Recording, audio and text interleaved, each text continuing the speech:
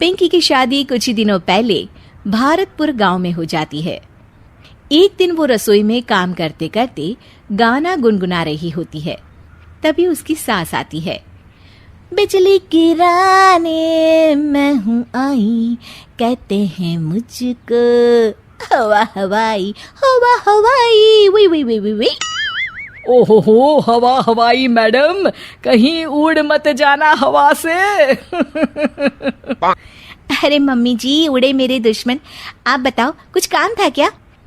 हाँ, काम तो था। हमारे पड़ोस वाले गांव में उषा रहती है ना, उसने कुछ सामान बोला था मुझे लेकर जाने को। अब मेरे घुटनों में हो रहा है दर्द, तो तुम ही पहुंचा दो ना बहू ये सामान। अरे वाह, इतने सुहाने मौसम में घर से बाहर निकलने को मिल रहा है, मजा आ जाएगा। ये लो बेटा, ध्यान से जाना और लौटते वक्त उस गांव के कुल देवता के मंदिर में भी माथा टेक आना। हाँ हाँ मम्मी जी, जैसा आप कहें। पर ये सब करने के लिए थोड़ा सा खर्चा पानी मिल जाता तो। अरे पानी तो तुम्हें उषा पिला देगी, और खर्चा तुम ज्यादा करना मत, ठीक है बहू? जाओ, शाम तक घर लौट आना, ठीक है बहू रानी?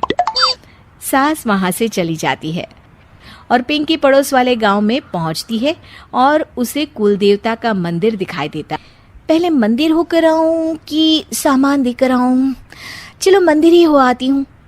पिंकी मंदिर के पास जाती है, तभी उसका पैर एक पत्थर से टकराता है। हाय रो, मर गई रे। पिंकी देखती है कि वो पत्थर चमक रहा होता है। पिंकी वो पत्थर उठा लेती है। अरे, ये पत्थर तो चमक रहा है। वो पत्थर देख ही रही होती है कि तभी उसे एक आवाज सुनाई देती है। दन दना दन दन दन दन, जो तेरा मन चाहे तू बन। अरे, ये आवाज कहाँ से आ रही है? जो तेरे हाथ में पत्थर है उसी में से बोल रहा हूँ मैं पिंकी।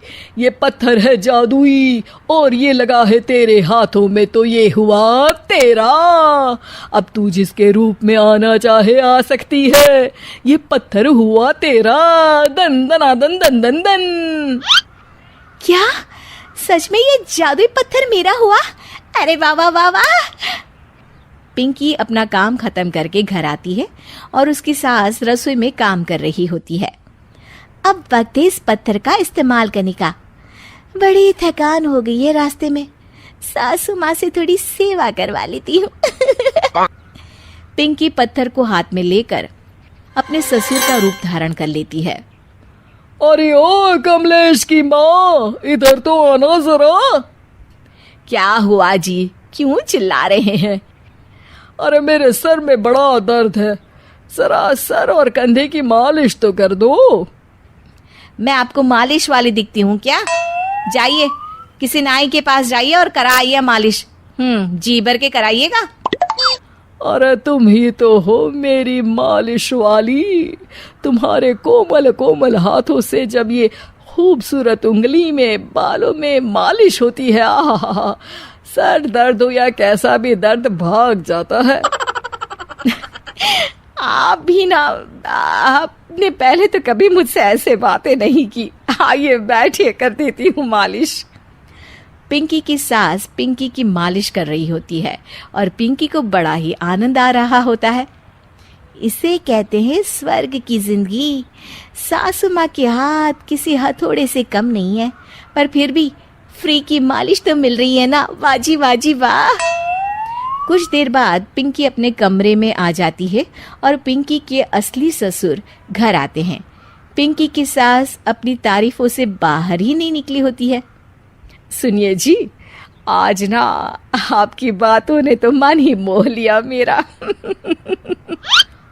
बातें? कौन सी बातें? अरे वही कि मेरे इतने मुलायम हाथ और इतनी खूबसूरत उंगलियां हैं। ससुर जी को तो कुछ भी समझ में नहीं आता और पिंकी वहां आकर चुपके चुपके उनकी बातें सुनकर आनंद ले रही होती है। अरे मैंने ये सब कब कहा? आज तो मैं जल्दी काम पर चला गया था। अरे अभी मैंने आपकी मालिश की अपने इन्हीं कोमल हाथों से। कोमल और तुम्हारे हाथ, अरे कमलेश की माँ, तुम्हारे हाथ तो इतने सख्त हैं कि अखरोट ही तोड़ दे। मैंने तो आज तक तुमसे इसलिए मालिश नहीं करवाई, तुम्हारे हाथों को देखकर तो मुझे वो डायलॉग याद आता है, ये 2.5 किलो का हाथ जब किसी पर पड़ता है ना तो आदमी उठता नहीं, उठ जाता है। सास को गुस्सा आ जाता है। आए बड़े मेरे हाथ को 2.5 किलो का कहने वाले, अरे खुद की तोंद देखी है, बारात का ढोल भी शर्मा जाए देखकर।